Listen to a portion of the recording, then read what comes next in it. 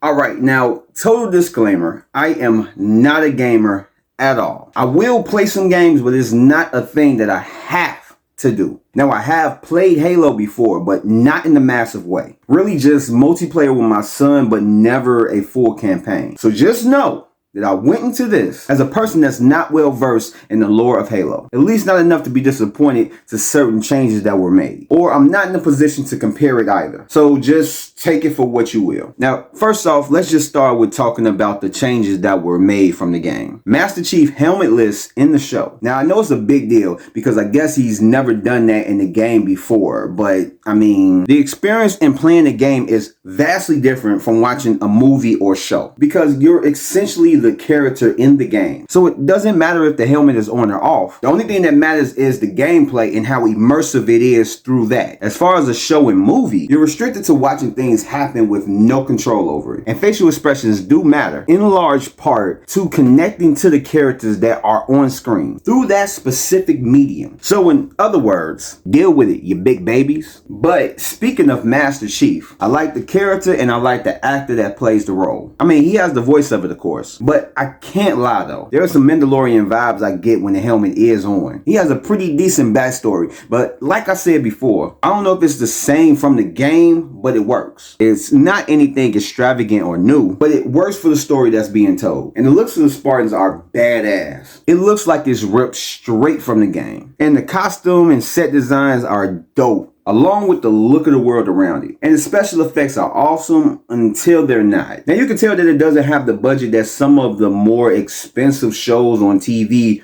or streaming have. I honestly would love to see this as a movie on the big screen with the budget of, let's say, an Avengers, Dune, or Avatar. I think it would have better suit the visuals for the scope of the world and everything that's in it. And anything less than that kind of feels like an injustice visually. And that's very much including the effects in the very last episode. It had a very heavy video game look to it. And that's one of the worst things that a video game adaptation can do. The movie or show will never be like the video game in execution. So don't remind the audience that may love the video game that you can craft a great adaptation without making it like the game. Just craft a great story to the best of your ability with elements of the game and just call it a day. Because all you're going to do is make people want to go play the game instead. Because apparently that's what the movie or show wants to do as well. But even with all of that, the action is dope as hell and I really enjoyed it. I love the characters. And the standouts besides Schreiber is Charlie Murphy. That's actually one of the actors that's a part of the show. It's not really Charlie. Anyway, Woodbine, Kennedy, but one, most importantly, Natasha McElhone. I believe that's how you pronounce the name.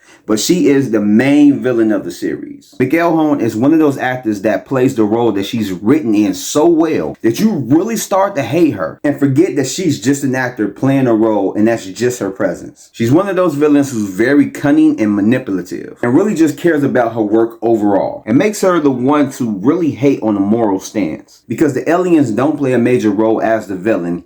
Not like Halsey. I don't even know if that's like the game villains, but I didn't have a problem with it. The romance with Chief and Maki I like, from where it started to where it ended off at. And the side story with Quan Ha, I thought it was decent, but I didn't care for it at all. It wasn't bad, but I just wasn't interested in it. But at the end of the day, I enjoyed the show, and I know that the second season is out right now, and I haven't watched it yet, but I am looking forward to watching it. But like I said, I still stand on my stance where, you know, this probably would have been way better as a very high-budgeted feature film that you will see in the movie theaters in IMAX and all that stuff. But this is what we got for right now, so hopefully sometime in the future we'll be able to see a theatrical version that's done right. But yeah, I liked it. I am looking forward to seeing the second season. But anyway, this has been my review of Halo Season 1. And I thank you guys for joining me. And if you like what you've heard, go ahead and give me a like, subscribe if you're not, and hit that notification bell for more videos like this. And I will catch you guys on the next one. So peace out, stay safe,